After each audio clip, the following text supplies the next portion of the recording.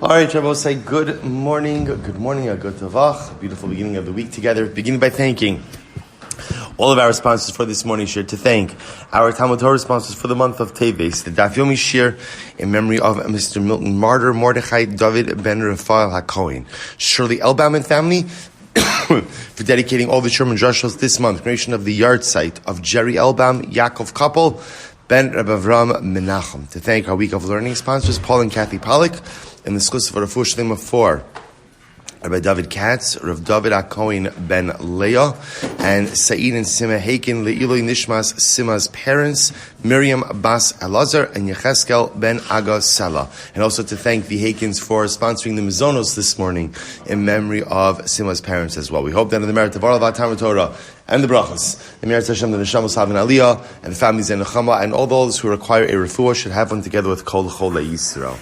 But with that, let us begin. We have a beautiful, beautiful daf ahead of us. There are actually some really interesting sugyas coming up over the next couple of days. Today's daf is Ayin Hey 75. Thanks to Rabbi Richter yesterday. We got a little of a head start on today's daf. We're picking up today, merit Hashem, at the Mishnah. So the Mishnah on Ayin Hey Amud Aleph, about halfway down the page. However, the Ishto, a man says to his wife, Rabbi say the truth is, we've actually seen a number of these concepts already quoted in earlier sugyas, so now it's an opportunity for us to see it kind of firsthand. However, the Ishto, a man says to his wife, so here's the scenario. Reuben is married to Rachel, and Reuben says to Rachel, listen, I'm going away, and any Nedarim that you vow from now until I come back from this certain place, right, like ultimately again, should be upheld, should be affirmed. So we'll say, what's happening over here? Proactive affirmation. So again, he's giving a timeline. So whatever Nedarim happens between now and when I come back from whatever place that I am, ultimately again should be affirmed. What's the halacha? Lo amar klum. The Mishnah says such a statement is absolutely meaningless. Now I will say, why is it that it's meaningless? So if you take a quick look, at the rush. So the rush is in the right-hand column, the right-hand margin. And again, like the second perush in Yemisuras Hashas, Hagos Habach, and then right in the right-hand column, the rush. So if you look in the rush, 2, 4, 6, 8, 9 lines in, the rush says as follows, Harehin kayomen lo amar klum, kedeprecious lael, dahavile kiyum bitos. Now I will say the rush says the reason for this is because this is a mistaken affirmation. Why is it a mistaken affirmation? I will say because it doesn't make sense that anyone would make such a statement like this. Any neder you make, I hereby what? Why on earth? I will say it's such an illogical statement to make, and it's opening yourself up to affirm Nedarim that are clearly not going to be good Nedarim. So therefore, again, this is the Rush's idea. He says, it's because, again, it's very possible, and maybe even likely, that there will be Nedarim that she will make that he will not like. So because of that, again, the Rush says proactive affirmation does not work. I will say, if you go to the other column, all the way in the margin, the left-hand margin, Tosas about 20 lines up from the bottom, says the same thing as well. Gomer belibo lekayim. Because we'll see, Tosas spells out a little bit more over here. He doesn't really mean to commit to what it is that he's saying. Why?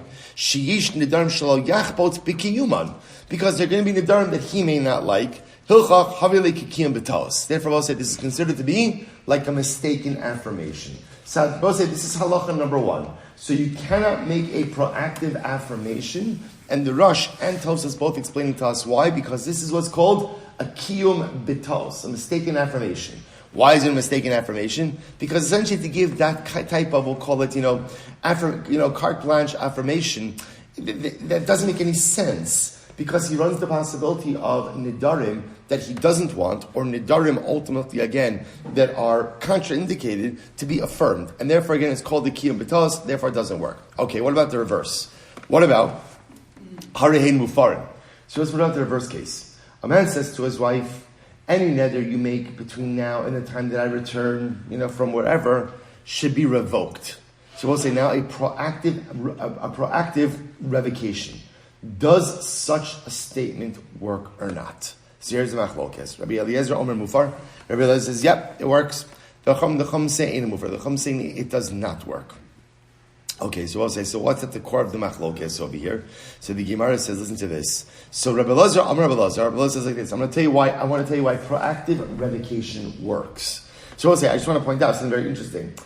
In proactive affirmation, there's no machlokes. Everyone agrees it does not work. It would be called a kiyum bitos. Proactive revocation, Rabbi Eliezer says works. Chacham say does not work. Okay, what Rabbi Elazar now explains his position. Here we go. Amar Rabbi Eliezer. Im hefer nedarim shebal lechlal iser, lo yafer nedarim shelo bal lechlal iser. So I will say, Rabbi Eliezer's logic is an interesting kal v'chomer. He says, if a husband could revoke a neder which already took hold, then of course he could revoke a neder proactively before it took hold. I'm supposed to say, Rabbi Eliezer's logic is like this. It's much harder to undo a reality than it is to what? Prevent the reality from ever occurring. By the way, I will say, what a profound statement.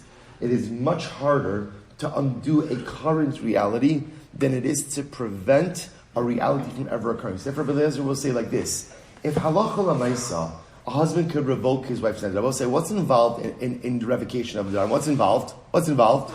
A woman makes a neder. We'll say, what happens if she makes a neder? What happens? There's a reality. There's a reality that's occurred. So now a husband has the power to take a current reality and mamish uproot it. That's incredible. You could change reality.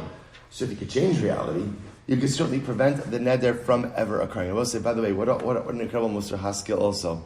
I will say it is easier to go ahead and, or I should say it's harder to uproot a current reality than it is to prevent a reality from occurring. So you know what that's the difference between?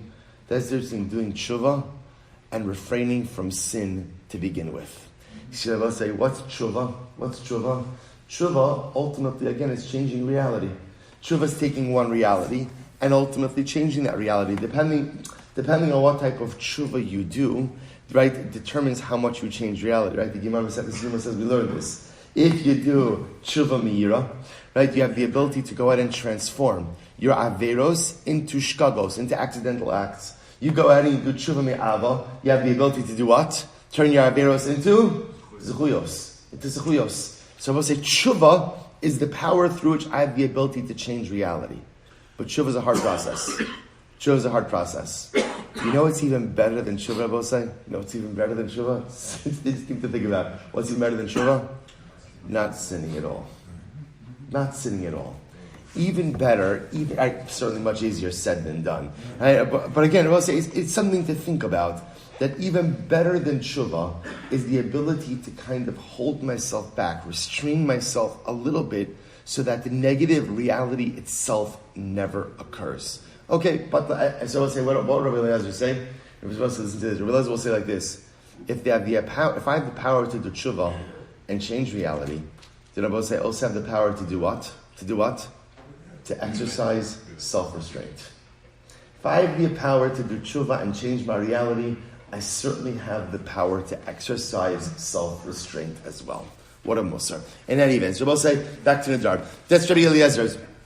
That's Rabbi Elbaum. By the way, you begin to see that there's a very strong, in general, throughout the Masechta, a very strong link between the concept of Nedarim and the concept of tshuva. Because both represent, again, the creation of realities, the annulment of realities, the revocation of realities, meaning one thing, so we see that thing throughout the Masechta. In any event, so Elazar will say like this, if halacha l'maisa husband has the ability to annul the neder once it takes effect, he certainly has the ability to block it from ever occurring.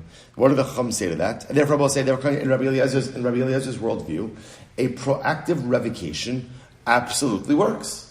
Fine. So I'll say, what do the Chachamim say? The Chum say, Amrullah, the Chum say back to him, no. Harihu Omer, Isha Yikimenu, V'Isha Yiferenu. So I'll say, the Chachamim say to Rabbi Elazar like this, it's not a Kal V'Chomer. Rather, again, it's a Pasuk. The Pasuk says, the husband will affirm the neder, the husband will revoke the neder. And therefore the Chum understand, as sheba lechlal hakem, ba lechlal hafer. The Bible say, what kind of neder can you annul? What kind of neder can you annul? Only a neder which can be affirmed. right? Lo balach haken. If a neder can't be affirmed, then what? Lo balach hafer. Shabbos says this is very interesting. So the same way, so the Chum will say the only way to be mefer a neder is if it's the type of neder which can be affirmed. What's the type of neder which can be affirmed? One that the woman has articulated. But remember again, we just said before, like proactive affirmation doesn't work. So in order for a neder, in other words, the pasuk is linking revocation to affirmation. What type of neder can be revoked? The same type of neder which can be affirmed, i.e., one that has been made already. So a neder which has been made, the husband could affirm it or the husband could revoke it. A neder which hasn't been made, the husband can't affirm it. If he can't affirm it, therefore what? He can't revoke it. So the Rabbi say, take a look at the Ran for just a moment. So the Ran, it's 2, 4, 6, 8, 10, 12, about 14 lines up from the bottom of the Ran. Es shebalach al hakim nedarim shechalu lo balach la hakim. Sorry. So es shebalach al hakim. So nedarim, which can be affirmed, which means nedarim that were made, ultimately again can be revoked. Lo balach la hakim. But again, nedarim which cannot be affirmed, i.e., nedarim shelo chalu lo bo'ol lechlal hafer. The afal gav the ika kavachomer bal karchach ikishin akavser. So Rabbi says it's very interesting. The Chachamim say, Rabbi Eliezer, we love your Kal V'chomer. It's fantastic. It's fantastic. But Lamaisa, what's the problem over here? The problem over here is we have a pasuk. So Rabbi says, so let's take a step back. Now we have the whole Mishnah. So Rabbi says, so two cases in the Mishnah. Case number one is proactive affirmation. What's the halacha proactive affirmation? Everyone agrees, doesn't work. Why? Because if he does it, what do we call that? A kiyum bitos. A mistaken affirmation. Because to give that type of carte blanche affirmation, knowing full well that she may make nedarim that he's not going to agree with, is a serious problem. So everyone agrees proactive affirmation does not work. What about proactive revocation? So this is the machlokes, Rabbi Eliezer and the Chacham. So again, Rabbi Eliezer will say it works. Why? Based on a Kal V'chomer. If halacha l'maisa, a husband has the ability to revoke his wife's nedarim, in other words, if he has the ability to actively uproot a current reality, he certainly has the ability to what? To prevent that reality from occurring to begin with. So, and that's why, again, proactive revocation will work. The Chum will say, okay, I hear the Kal V'chomer, but Lamai said it's a pasuk. Isha yikimenu, the Isha yifirenu. Only a neder which can be affirmed can be revoked. What's the type of neder that can be affirmed? One that was made. So therefore, again, only neder that can be affirmed can be revoked, and therefore proactive revocation will not work. Good. So we'll say that's machlokes. Very exciting. Ibaylo.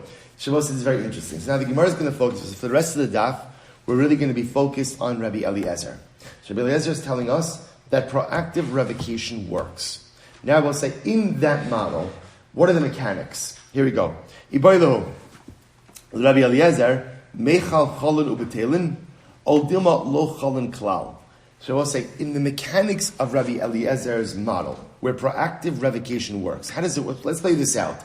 Right, Reuven's married to Rachel. So Reuven is going ahead and he's going away, and he says to Rachel, any neder you take between now and when I get back in a month from now are proactively revoked.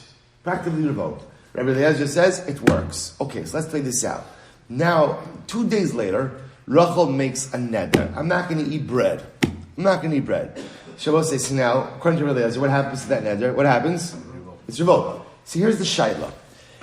When we say it's revoked, what happens? Is it that the neder is chal, it works, and then the revocation kicks in, or that the revocation prevents it, the proactive revocation prevents it from ever being chal at all? In other words, the neder is never even, it never is valid, even for a moment. But say, take a quick look at the Ran, again, right where we left off. Rabbi Elazar meichal chayil in the batlin. Rabbi Elazar damar matzi mefer nedar kodim shetidar. According to Rabbi Elazar, holds that proactive revocation works. Mi amrinan da'osan nedarim shenadra la'achar hafara chayli da'afar lo ma'akva b'hu milu batlin. Do we say the neder is chal? So when Rachel says, I'm not going to eat bread, the neder is chal. But a moment after it's chal, what happens? It's revoked. Ol dilma lo chayli klal. Or maybe no, the neder never even takes effect for a moment. Why? Kevad shefer la kodem shehefra la kodem shehefra. So what's like? You know what the Gemara is essentially asking? What's the definition of proactive revocation? Does proactive revocation mean that halacha l'maisa, the neder never even takes effect? Proactive revocation means it stops it at the gate and never, or no, what proactive revocation says is, Rachel makes a neder, right? For the moment she makes the neder is chal, and then the next second, the revocation comes in and knocks it off. Says the Gemara, who cares? Who cares? Like, what does it matter? So this is very interesting. I'll say, look, Ein Hem Beis. Kigon, the itfis acharina ba'adein nidra. So I will say, this is actually really quite interesting. Where does it make a difference? So I will say, imagine the following situation, right? So Rachel goes ahead. Rachel is married to Reuven. Remember, same case, right? Reuven says, I'm going out of town. I'll be out of town for the next month. Any Nedarim you make until I get back ultimately are annulled. Rabbi Elazar says proactive revocation works. Fine. 2 days later, Rachel says, I'm not eating bread. Rabbi Elazar says, now what happens? Rachel has a friend, Leah, right? And Leah says, Gamani. You know what? I'm in. All right. We're going on the bread diet, right? Gamani. I'm not doing that either. I'm not doing it. So we'll say, so what's that's called hatfasa. So you could do that, right? You could do that. In other words, you can go ahead and attach yourself to someone else's neder. The truth is, the paradigmatic example is that the Rosh brings down, I will say, is really by a nazir. Right? So okay, let's change it to keep it consistent, right? So 2 days after Reuven leaves, Rachel decides she's going to be a Nazira. So she says, Hareini Nazira. Her friend Leah hears this, and she says, Gamani. I'm in also. So she's piggybacking on Rachel's neder. So we'll say, now watch this. I amrit chalin havya tifisusa. So we'll say, if you say that Rachel's neder is chal, even for just a moment, that's fine. Then Leah can piggyback on it. I amrit lo chalin lo ika mishasha. But I will say, if the proactive revocation means that what? The neder never even takes effect for a moment, even just for a moment, then what? Then there's no hatfasa. Then there's no linking on to, there's no piggybacking on that neder. I will say, take a quick look at the rush. Right, left hand margin. Kigon shamra harini nazira, v'shama echad va'amar va'ani b'soch k'dei dibor. All right, so they're just giving us more specifics. All right, so Rachel makes the neder. I'm going to be in Nazira 2 days after Reuven left. Leah hears it. She says, Gamani. Right, me too. I'm in. So unihi debatli la'alter hainu b'chdei shfar. So we'll say, so that's the shayla. So the Gemara says, so what's the halacha? So we'll say, so I just want to be clear. So now what we're going to be doing for the rest of the time is really focusing on this one specific question. In the mechanics of Shitas Rabbi Eliezer, in the mechanics that proactive revocation works. How does proactive revocation work? Does proactive revocation mean that it stunts the neder from even being chal? That proactive, literally, again, there's no neder. She makes the neder, and we'll say, what does proactive revocation do? Boom! Smashes it right there. It stops it right there. It's never even chal for a moment. Or no, it's chal. It's chal, because when a person makes a neder, it's chal. And what does proactive revocation do? The moment after it's chal, what happens? The annulment comes and annuls it, or revokes it. So that's the shayla. So we'll see, now we're going to try to discuss this. So Tashma, Amr Rabbi Eliezer, Im hafer nedarim shabal lechlal iser, lo yafer nedarim shabal lechlal, sorry. Amr Rabbi Eliezer, so let's listen to this. We're going to quote as follows. Amr Rabbi Eliezer, Im hafer nedarim shabal lechlal iser. So we'll say, this was Rabbi Eliezer's statement in the Mishnah. Right, what did Rabbi Eliezer say? If a husband has the ability to annul his wife's nedarim once they've actually taken effect, so lo yafer nedarim shelo ba'u lichlal iser, certainly he should be able to annul a neder before it creates iser, which Rabbi say sounds like what? We'll say what that sounds like just from the wording of Rabbi Eliezer in the Mishnah. We'll say, how does proactive revocation work? What does it sound like? It prevents it from ever being chal. Right? Shma mina lo chalin. So I'll say, just if you look at, again, I don't know, at least when I first read the Mishnah, that's how you understand what I was saying. Proactive revocation means it stops it. It's never even chal. Look at the lashon. If a husband has the ability to go ahead and annul his wife's nedarim, shaba'u lichlal iser. But what does it mean shaba'u lichlal iser mean? They came true. In other words, they came to be already, right? In other words, the neder was chal, then what? Lo yafer nedarim shelo ba'u lichlal iser. Certainly you could go ahead and annul nedarim that have not yet come to reality, which sounds like, again, shma mina lo chalin. It sounds like proactive revocation means husband prevents the neder from ever being chal. To which the Gemara says, no. Mikatani she'in ba'in. That the Mishnah doesn't say that they never come. Shelo ba'u katani adayin lo ba'u. We'll say what the Mishnah means to say is like this. The Mishnah is not saying that when she makes a neder, the neder is not chal. The Mishnah is saying that the whole chap of proactive revocation is he's making a statement about things that have not yet occurred. Shelo ba'u, they haven't occurred. But when they do occur, it's possible that what? They'll be chal, even just for a moment, and then proactive revocation comes in and ultimately annuls it. So we'll say, it's just saying, let me read it again. Mikatani she'in ba'im. Did the Mishnah say that the neder that she, with proactive revocation, the neder that she makes never comes to an isur, i.e. is not chal? No. Shelo ba'u katani. It means if a husband has the ability to annul nedarim of his wife that she has already made, he has the ability to annul the nedarim that she has not yet made. But again, it's quite possible when she makes them, what are the mechanics? She makes the neder, it's chal, and then a moment later, the proactive revocation sets in. Adayin lo ba'u. So take a quick look at the Rush for just a moment. So the Rush says, Mikatani she'in ba'in, tahavi mashma af achar shetidor osan ina ba'in l'chal iser. So I will say, if it would have said she'in ba'in, the lashon of she'in ba'in is on the neder. In other words, that the neder itself never has the ability to materialize. But that's not what it says. Shelo ba'u katani. That they have not yet come into being, meaning what? The mashma sha'adayin lo ba'u. Aval asidin lo ba'u. In other words, shelo ba'u means she has not yet made any vows.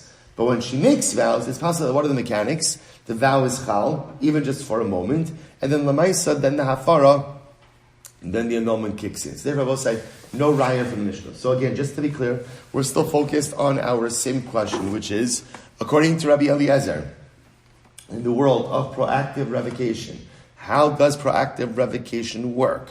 Halacha l'maisa doesn't mean that the neder takes effect for a moment and then the revocation comes in and cancels it, or no, proactive revocation stunts it and prevents the neder from ever being chal even for just a moment. So we haven't answered it. Yeah, next. Tashma. Amar Rabbi Elazar. Rabbi Elazar said to them, so we'll say here, now the Gemara is quoting from the Tosefta. So Amar Rabbi Elazar, Uma b'makom she'in mefer nidre atzmo. This is very interesting, I will say. Rabbi Elazar will say, this is all, remember, Tosefta is just another version of the same machlokes. So ma b'makom she'in mefer nidre atzmo mishenadar mefer nidre atzmo ad shelo yidar. So we'll say, another argument Rabbi Elazar advances to the Chachamim. A person has the ability, I will say, well, let's take a step back. A person doesn't have the ability to be made for his own nedarim. Right? This is Nedarim 101. I make a neder, I cannot annul my own neder. Once I make a neder, I myself cannot annul it. But watch this. I will say, what can I do? I can proactively annul my own vows. I will say, how do I proactively annul my own vows? We learn this. Sugya. Right? I will say, what do we call this? Call Nedarim. Right? You have this. I will say, if you take a quick look, we're going to do a lot of Rush today. I'm sorry. Go back to the Rush for just a moment. The Rush says, Mefer Nidre Asmo Achelo Yidar. You could proactively annul your own vows before you vow. The Rush says, Kidana Parak Dalim Nedarim. Harotz Shlois Kaimu Nedar Shal Kol Hashana. Yami Barashana V'Yomar. Kol Nedarim Sha'ani Asid Lidar Bazu Hashana. Yiyu B'Telim. So listen, now watch this. When it comes to my own Nedarim, this is fascinating. When it comes to my own Nedarim, what's the halacha? I cannot annul my own neder once I've made it. But what can I do? I can proactively annul my nedarim. How can I proactively annul my nedarim? At Rosh Hashanah, I get up, I say, and right, I'm hereby proactively annulling all of my nedarim for the year. Right? Shloshiririn v'la kayamin v'teilin v'vutalin. Batal, right? The proactive revocation. Now listen, now watch this. So the Gemara says, Makom, shemefer nidre ishta mishatidar, eino din shiyafar nidre ishta ad shalotidar. Now listen to this. So in the Tosefta's version, this was the Kal V'chomer of Rabbi Elazar. So Elazar says, if when it comes to my own nedarim, once I made it, I can't be made for it. Yet what? Proactive revocation is permitted. when it comes to the Nedarim of my wife, where I do have the ability to annul it once she's made it, I should also have the ability to what? To proactively annul all Nedarim as well. So I will say, so now, by the way, now we're comparing over here the ability for me to proactively annul my Nedarim with the ability to proactively annul my wife's Nedarim. Now the Gemara says, my love, the ishtag dumya delay. Are we not saying that the annulment, proactive annulment of my wife's Nedarim is like the proactive annulment of my own Nedarim? How so? Mahu delo chaylen. It will say, when I do proactive Nedarim revocation for myself, it will say, what are the mechanics of that? What are the mechanics? I make a neder, and what happens? Well, let's play this out. I stand up Rosh Hashanah, I say Kol Nidre with Kavana, and I'm proactively annulling all of my nedarim. Fine. 2 days later, I make a neder. What's the halakha with that neder? Right? Was that neder chal at all? No, not even for a moment. Not even for a moment. Ooh, okay. So now we'll say, according to this version of Elazar saying like this, well, just follow the Kal V'chomer. If a person doesn't have the ability to be made for his own neder, but yet he can proactively revoke his own nedarim. So certainly when it comes to his wife, where if she makes a neder, he can revoke it. He certainly can what? Proactively revoke her nedarim. So we'll say, so what are we doing? We're comparing personalistic proactive revocation, ultimately again, to marital proactive revocation. Right? And therefore we're going to say, just like in personalistic proactive revocation, ultimately again, that prevents the neder from ever being chal. So too again, if I proactively revoke my wife's nedarim, that should also prevent them from ever being chal, even for just a moment. So the Gemara says, Mahu delo chaylon, just like my nedarim, if I proactively revoke them, they're never chal. Af ishtonami delo chaylon. So to my wife, it must be the one according to Elazar, when you do proactive revocation, the neder is never chal at all. Wow, pretty solid. Except the Gemara says, lo. Hakidisa, v'hakidisa. Now, I will say, you can't necessarily compare the two. In other words, I understand the Kal V'chomer, right? We both said the Kal V'chomer that Rabbi Elazar is making is like this, which again, I just want to point out, now you have two different versions of the Kal V'chomer, right?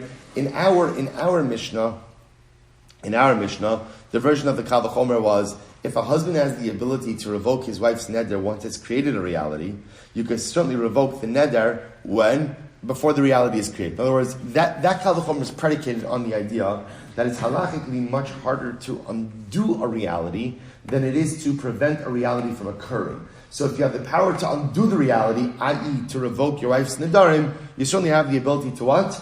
Proactively revoke them as well. In the Tosefta's version, the Kal V'chomer of Rabbi Elazar is like this. If a person who doesn't have the ability to revoke his own nedarim can proactively revoke his own nedarim, so then certainly for his wife, where he does have the ability to revoke her nedarim, he certainly could go ahead and proactively revoke her nedarim. Now the Gemara essentially wanted to take that Kal V'chomer one step further and compare the mechanisms for personal proactive revocation to marital proactive revocation. And just like again, my personal proactive revocation, my proactive revocation prevents my neder from even being chal for just a moment. Perhaps that's what should happen when I proactively revoke the nedarim of my wife, to which the Gemara says, no. All the Kal V'chomer does is create the reality for proactive revocation in the context of a wife's nedarim. The mechanisms, however, still may be different. It's possible to say that when it comes to personalistic proactive revocation, that prevents my neder from even being chal for just a moment. But when it comes ultimately again to proactive revocation for a wife, maybe the neder is chal for a moment and then is actively revoked after that. So hakadisa just means the mechanisms may operate differently. Okay, so therefore I will say, very interesting Gemaras, but we haven't answered our question yet. Let's go back there. Tashma. So this is very interesting. Amrullah Rabbi Elazar. I will say now, in this context over here, so this is the same Tosefta. In the same Tosefta, so the Chachamim answered up, they responded to the Kal V'chomer of Rabbi Elazar. So we'll say, so again, everything we're doing now is a flow of the conversation from the Tosefta. So Rabbi Elazar made his Kal V'chomer, right? So remember again, what was his Kal V'chomer? If I don't have the ability to revoke my own nedarim, but engage in proactive revocation, it works. So for my wife, where I can revoke her Nedarim, I certainly could go ahead and what? Engage in proactive revocation. Now the Chachamim respond. Here we go. Amr lo Rabbi Elazar. Says Rabbi Elazar. Uma mikvah shemales hatnei mitumasan ein matzah Torah. A mikvah, right? A mikvah which has the ability to go ahead and what? Well, so what does a mikvah do? A mikvah has the ability to change the status of something. Right? You take something that's tameh, you put into a mikvah, whether that thing is me, right, or an object or something else. Right? So I take something that is tameh, I immerse it in the mikvah, and it becomes tahar. Yet, ein matzil al hatahorim mili tameh. But what can't you do? This would be great if you could do it. Right? Proactive immersion to stave off tumah doesn't work. But how great would that be? And how great, I was thinking about it even just for myself. You go to the mikvah, I say, you know what, this is a proactive, this is my sin barrier. Right? My sin barrier, right? I'm now coated, right? Or I go ahead and I immerse my utensils, right? Therefore they can't become, it doesn't work. It doesn't work. So we'll say, but before we go on, just understand what the Chacham is doing over here. The Chacham is saying, just because you can see, Rabbi Eliezer's entire Kavachomer, I will say, is predicated on what? At least from the Mishnah originally. If you could change the status of something, you certainly could what? Prevent the status from ever occurring. That's his whole logic. The Chacham says, that's not true. Right? Mikvah is the greatest raya to that. Mikvah has the ability to change status, but yet what? It doesn't have the ability to prevent. Now, we'll say, according to the Rush, the rest of the quotation over here is not really necessary for the proof, because that's we'll get to. But let's just look at it. The Gemara says, "Adam sheimalas atanim." Yet, interestingly enough, by a person, I will say, right? A person himself, ultimately again, cannot change the status of something that is tamei, right? Eino she'in malas tamei mitumasan. Eino din shelo yatzil. Shabbos says, listen to this. It's actually very interesting. So a mikvah, which has the ability to go ahead and change the status of something from tamei to tahar, yet can't proactively prevent something from becoming tamei. I would have thought that a person, therefore, bless you, who doesn't have the ability to change the status of something from tamei to tahar, certainly doesn't have the ability to prevent something from becoming tamei to begin with. Now, I both say, let me just give you the context of that. That happens to be, the Gemara says, an untrue statement. Why? Listen to this case. A person, right? Obviously, a person himself cannot go ahead and prevent something from becoming tamei. Right? I'm sorry. Cannot make something that is tamei tar. Interesting, I'll say, listen to the following case. What happens if a person, in the Gemara's case, a person swallows a ring, and he walks into a house where there's tumas mace. So I'll say, now what happens? So what's his status if he walks into a house where there's tumas mace? He's tamei. What's the status of the ring? The ring is tar. So in other words, technically speaking, we're to excrete the ring, right? And then you put it on after washing it, right? So you go ahead, right? To go ahead and put it on. So halacha l'maisa, that ring is tar. So what the Rabbanan are trying to show over here, I'll say something very interesting, which is Rabbi Elazar's whole logic is, if you could undo a reality, if you could take a reality and change it, you certainly could prevent it from ever occurring. And all the Chacham is saying to Rabbi Elazar is, that's not true. That's simply not true. Mikvah is a perfect raya to that. Mikvah has the ability to change realities, yet mikvah cannot work in a proactive fashion. Interestingly enough, a person who cannot change reality of tumah to tara, ultimately what? Can act in a preventative measure. I would say, by the way, that case, I just want to point out, that case of the person who swallows the ring, he walks into the house that is tamei. And so what happens? He becomes tamei, but the ring becomes tar. I will say, what a beautiful Yechezkel. You know what that tells us? I will say, that's why no matter what you do in life, your neshama remains untainted. Because the neshama is not something I wear on the sleeve. The neshama is something that is embedded inside of me. And the same way that the ring, once it's swallowed, is not impacted by the tumah on the outside, the neshama, which is part of my pnimius, which is part of my inside, no matter what happens on the outside of us, no matter what I do, no matter where I go, no matter how I act, neshama shenasata bi tahorihi. The neshama is always pure. The neshama always remains untainted. You can go to whatever places of tumah, engage in whatever kinds of tumah, but then the kedusha of the neshama always remains intact. Why? Because it's part of my inside, and that which is inside of me is never impacted ultimately again by what happens on the outside. The ring remains tar, the neshama remains tar. I will say, by the way, this is why. Why is tshuva possible? Why is tshuva possible? At the end of the day, right? Think about it. I mess up so badly in life, and I mess up repeatedly. And the truth is, for years and years and years, I'm engaging in negative behaviors. Why is tshuva possible? Tshuva is possible because no matter what I've done externally, the neshama always remains intact. The neshama always remains pure. And therefore, as soon as I'm ready to access it, it gives me the koach to the tshuva. It's incredible. So I'll say, but again, shmamina, lo chaylin. I will say, what do you see from here? What do you see from here? From the way that ultimately, again, by the way that the Chachamim are interacting, or the way the Chachamim are phrasing this, towards Rabbi Eliezer, you see that in their view, according to Rabbi Eliezer, the idea of his proactive revocation prevents the neder from ever being chal at all. In other words, I will say, the whole lashon over here from using the mikvah, right? Their raya with mikvah is, mikvah can't proactively prevent something from becoming tameh. The fact that that's what they're retorting to Rabbi Eliezer indicates to us that from their perspective, Rabbi Eliezer's view is that proactive revocation does what? Prevents the neder from ever taking hold. Ema seifa. And it was actually, what we're going to do is,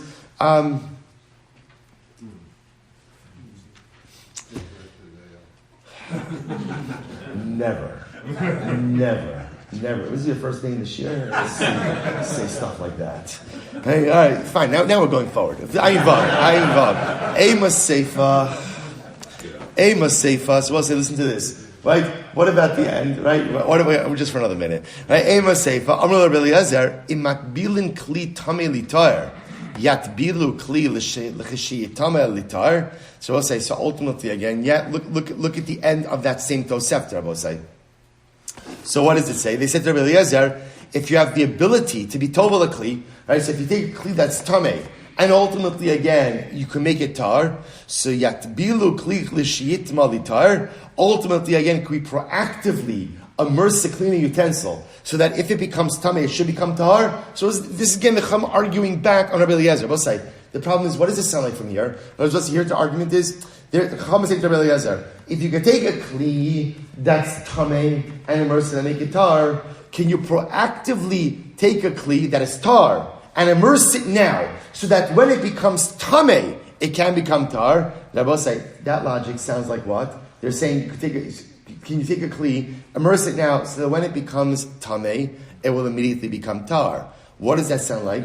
It sounds like they're saying, according to Rabbi Eliezer, the neder is chal for a moment, and then ultimately again, then is annulled. Shmamina chaylin.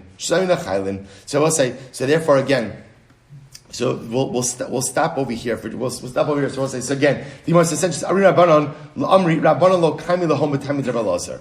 Rabbi say, the truth is, so now it's interesting, I want to point out from the Tosefta.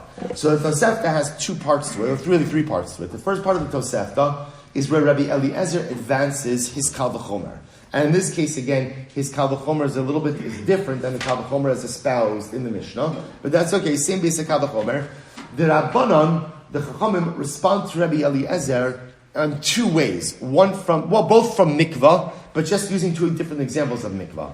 The interesting part is, the way they respond to Rabbi Eliezer in the first response makes it sound like their understanding of Rabbi Eliezer is that proactive revocation prevents the neder from ever being chal.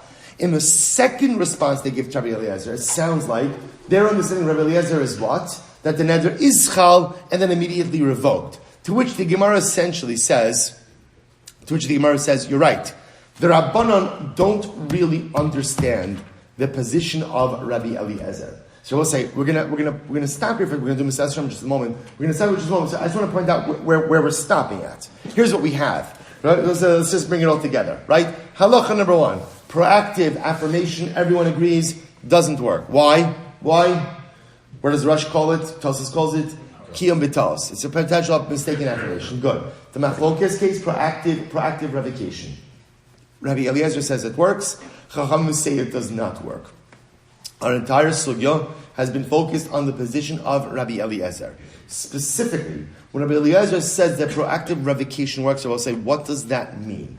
Does that mean that ultimately, again, the neder is chal for a moment and then it's revoked? So in other words, it takes hold for a moment, then revocation occurs? Or maybe proactive revocation says, prevents the neder from ever taking hold at all. Proactive revocation says, it stops the neder at the gate. What's the nafkamina? Ultimately, again, hatfasa. Could someone else piggyback on the neder that the wife made? If you hold that the neder is chal, even for just a moment, hatfasa will work. But the mice again, if you hold that the neder is not chal, in other words, it's just stopped at the gate, it never takes it back, then piggybacking upon that neder will not work. What's the resolution? We don't have it yet. The good news is, we're not the only ones confused by the shita of Rabbi Eliezer. The Chachamim were as well. The Chacham were not sure in Rabbi Eliezer's model what the mechanics are. So we'll say, we'll stop here for today. We'll see the resolution of that. And Miriam Hashem as well as the halacha l'maisa and Miriam Hashem tomorrow. Both let's do a few moments of Mesilas Yesharim.